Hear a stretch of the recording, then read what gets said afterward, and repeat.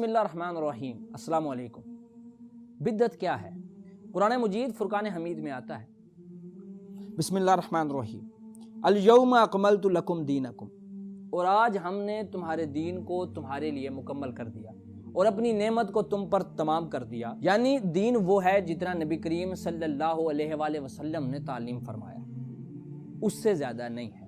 قرآن مجید فرقان حمید میں ایک دفعہ پھر آتا ہے، سورہ حجرات آیت نمبر 1، بسم اللہ الرحمن الرحیم، یا ایھا الذین آمنوا لا تقدموا بین یدی اللہ ورسولہ، کہ اے ایمان والو اللہ اور اللہ کے رسول سے آگے مت بڑھو۔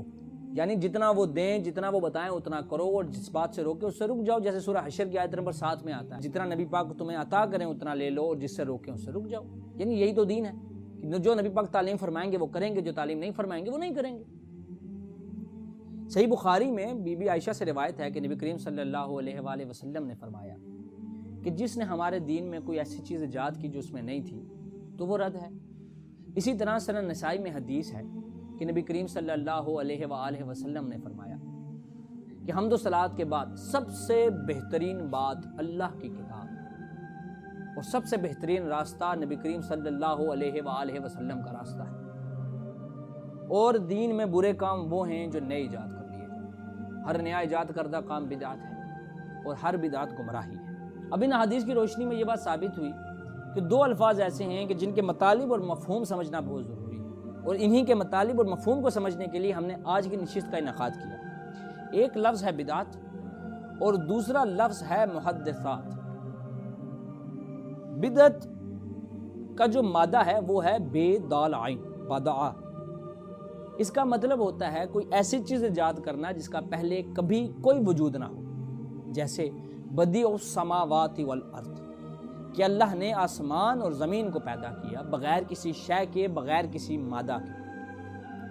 برِ صغیر پاک و ہند میں ایک بہت بڑے مجدد گزرے ہیں، شاہ ولی اللہ محدث دہلوی رحمہ اللہ تعالی۔ انہوں نے اپنی ایک کتاب لکھی ہے، اس کتاب کا نام ہے حجت اللہ البالغہ۔ ویسے تو آپ کا دین کے اوپر بہت احسانات ہیں، آپ نے لوگوں کو اسلام کی طرف متوجہ کیا، قرآن کی طرف متوجہ کیا، حدیث میں بھی آپ کا بڑا کام ہے۔ گو کہ شاہ عبدالحق محدث دہلوی آپ سے پہلے حدیث پہ کافی کام کر چکے تھے، لیکن پھر بھی آپ کی محنتیں اور کاوشیں حدیث کے معاملے میں بھی اپنی مثال آپ ہیں۔ انہوں نے حجت اللہ البالغہ میں جو پہلا باب باندھا ہے وہ ہے خدا کے افعال، ابدا، خلق اور تدبیر کے بیان۔ ویسے تو دنیا میں ہونے والے تمام کام اللہ سبحانہ و تعالیٰ کی مرضی سے ہوتے ہیں، لیکن یہ تین بیسک کام یا تین آپ ایسے کہہ لیں کہ مین کمپوننٹس ہیں جن کو سمجھنا بہت ضروری ہے۔ تو آپ نے اس میں ابدا کی تعریف فرمائی ہے کہ عدم محض سے کسی چیز کو پیدا کرنا، اس طرح بغیر مادہ کے کوئی چیز پردہ عدم سے وجود میں آتی ہے۔ یعنی ایک چیز جس کا کبھی وجود ہی نہیں تھا اب وہ اچانک وجود میں آ گئی ہے۔ ایک چیز جو کبھی تھی ہی نہیں اور ایسی چیز کو پیدا کیا جو کسی چیز سے پیدا بھی نہیں ہوئی، اس کو ابدا کہتے ہیں۔ پھر انہوں نے خلق کی ڈیفینیشن یہ فرمائی ہے، یعنی تعریف یہ فرمائی ہے کہ خلق کہتے ہیں کسی مادہ سے کسی چیز کو پیدا کرنا، جیسے آدم علیہ السلام کو مٹی سے پیدا کیا گیا اور جنات کو آگ سے۔ یعنی خلق اور ابدا کا معاملہ جو ہے وہ بالکل یکسر مختلف ہے۔ یعنی ابدا کا مطلب ہے کوئی چیز بغیر کسی مادہ کے بن جائے، اور خلق یہ ہے کہ جو کسی مادہ کے ساتھ بنائی جائے۔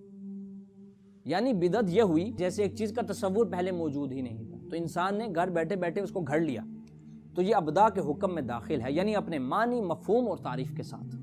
کیونکہ ہم ابدا کی تعریف پڑھ چکے ہیں کہ ابدا کی تعریف یہ ہے کہ جو بغیر مادہ کے، یعنی جس کا تصور ہی نہیں ہے، آؤٹ آف تھن ایئر اچانک سے کوئی چیز بنا لی جائے، اس کو ابدا کہتے ہیں۔ ابدا کا مادہ بھی وہی بدعا ہے۔ قرآن مجید فرقان حمید میں سورہ مومنون کی آیت نمبر 14 میں اللہ سبحانہ و تعالیٰ فرماتے ہیں فَتَبَارَكَ اللَّهُ أَحْسَنُ الْخَالِقِينَ، یعنی پس بڑا بابرکت ہے اللہ جو سب سے بہتر بنانے والا ہے۔ اس کی تفسیر میں ضیاء القرآن میں پیر محمد کرم شاہ الازہری کہتے ہیں کہ ظاہر الفاظ سے تو یہ معلوم ہوتا ہے کہ پیدا کرنے والے تو بہت ہیں، البتہ سب سے بہتر پیدا کرنے والا اللہ ہے، حالانکہ وہ خالق ہے، اور کسی کو تخلیق کائنات میں حصہ دار بنانا قطعاً توحید کے منافی ہے۔ علماء کرام نے شبہ کو دور کرنے کے لیے یہ بات بتائی کہ کسی چیز کو کسی موجود مادے اور سابقہ مثال کے بغیر پیدا کرنا ابدا میں داخل ہوگا۔ یعنی کہ حاصل یہ ہوا کہ قرآن مجید کی آیت مبارکہ، احادیث صحیحہ اور فہم علماء کرام سے یہ بات ثابت ہوئی کہ بدعت اس چیز کو کہتے ہیں جو ثواب کی نیت سے کیے جائیں یا پھر عبادت میں اضافہ کر لیا جائے یا ان کو داخل کر لیا جائے جو کہ ثابت نہیں ہیں کتاب و سنت کی روشنی میں۔ حافظ زبیر العزئی صاحب بدعت کی تعریف فرماتے ہیں کہ کوئی شے جو کتاب، سنت، اجماع اور اجتہاد سے ثابت نہیں ہے اور قرون اولیٰ کے 300 سال سے بھی ثابت نہیں ہے اور اس کے بعد دین میں داخل کی گئی ہے تو اس کو بدعت کہتے ہیں۔ یہ تھا پہلا لفظ بدعت۔ دوسرا لفظ ہے محدثات۔ کچھ اسی طرح کا معاملہ بھی محدثات کے ساتھ بھی ہے۔ کوئی کام ایسا کر لیا جو پہلے نہیں کیا، اچانک کر دیا، کوئی حادثہ ہو گیا، کوئی بات کر دی۔ اسی لیے کلام کو بھی حدیث کہتے ہیں کہ پہلے نہیں کہی تھی پھر کہہ دی۔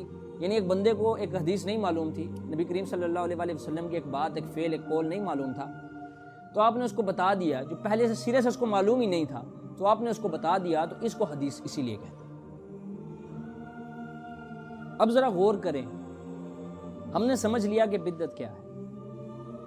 اب سوچنا یہ ہے کہ ان کے اسباب کیا ہیں، ان کی وجوہات کیا ہیں۔ میں آپ کو بتاؤں کہ یہ بہت خلوص دل سے کیے جانے والے کام ہیں۔ ایسا نہیں ہے کہ کوئی بغض میں بدعت کا اضافہ کرتا ہو، نہیں، سارے محبت میں غلو کرتے ہیں۔ جیسے عیسائی حضرت عیسیٰ علیہ السلام کو اللہ کا بیٹا مانتا ہے، ٹھیک ہے، تو وہ محبت میں غلو کرتے ہیں۔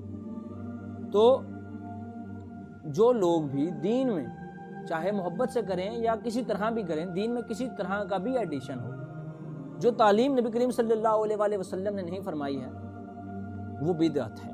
یعنی ہم پیچھے ڈیفینیشن کافی ڈیٹیل میں بات کر چکے ہیں کہ ہر وہ چیز جس کا حکم نبی کریم صلی اللہ علیہ وسلم نے نہیں دیا، جو اجماع، اجتہاد، کتاب اور سنت سے ثابت نہیں، جو قرون اولیٰ کے دور میں نہیں ہوا اور تب نہیں ہوا جب وہاں پر ضرورت بھی تھی۔ فار ایگزامپل، نبی کریم صلی اللہ علیہ وسلم کا دن بڑے جوش و خروش سے منایا جاتا ہے۔ صحابہ کرام رضوان اللہ اجمعین کے دور میں بھی تھا، انہوں نے نہیں منایا، تابعین نے نہیں منایا، تبع تابعین نے نہیں منایا۔ یعنی کہ یہ قرون اولیٰ کے بعد کی چیز ہے، اس وقت ضرورت تھی نا، وہ بھی تو نبی کریم صلی اللہ علیہ وسلم سے محبت کرتے تھے۔ اور بدعت کی بہت مذمت ہے اور بڑی وعیدیں ہیں اس کے اوپر۔ میں اپنی اس گفتگو کا اختتام اس حدیث مبارکہ پہ کروں گا کہ ایک دفعہ عبداللہ ابن عمر رضی اللہ تعالیٰ عنہما کے ساتھ ایک صحابی تھے، تو ان کو چھینک آئی، تو انہوں نے کہا الحمدللہ وسلام علی النبی۔ تو عبداللہ ابن عمر نے ان کو ٹوک دیا اور فرمایا کہ یہ وہ چیز نہیں ہے جو نبی کریم صلی اللہ علیہ وسلم نے ہمیں تعلیم فرمائی تھی۔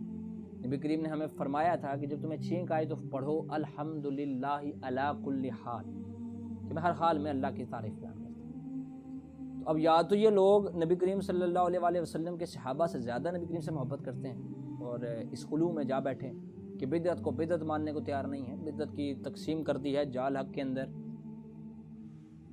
انہوں نے کھول کے بدعتوں کی اقسام لکھ دی ہیں، بدعت حسنہ، بدعت جائز، بدعت مستحب۔ مجھے سمجھ نہیں آتی کہ ان کو کلو بدعت ضلالہ میں کلو کا مطلب کیوں سمجھ نہیں آتا کہ ہر قسم کی بدعت، کسی طرح کی بھی چیز دین میں ایجاد کر لی وہ بدعت ہے۔ اب اس کے اوپر لیم ایکسکیوز پیش کرتے ہیں کہ بھئی وہ پلاؤ کھانا بھی بدعت ہو گیا پھر، اور فلاں کرنا بھی بدعت ہو گیا۔ اتنی واضح اور صریح حدیثوں کے ہونے کے باوجود اگر کوئی عالم اور مفتی اس طرح کی باتیں کرتے ہیں تو ان کو دوبارہ سے اثر نو علم حاصل کرنے کی ضرورت ہے اور اثر نو چیزوں کو سمجھنے کی ضرورت ہے۔ اور اللہ ہمیں دین سمجھنے، دین پر چلنے، قرآن کی تعلیمات پر چلنے کی توفیق عطا فرمائے۔ نبی کریم صلی اللہ علیہ وسلم کی محبت، اطاعت، ان کے صحابہ کی محبت، اہل بیت کی محبت عطا فرمائے اور ہمارے لیے دین کے راستے میں آنے والی تمام مشکلات کو آسان کرے۔ وما علینا الا البلاغ المبین۔ السلام علیکم۔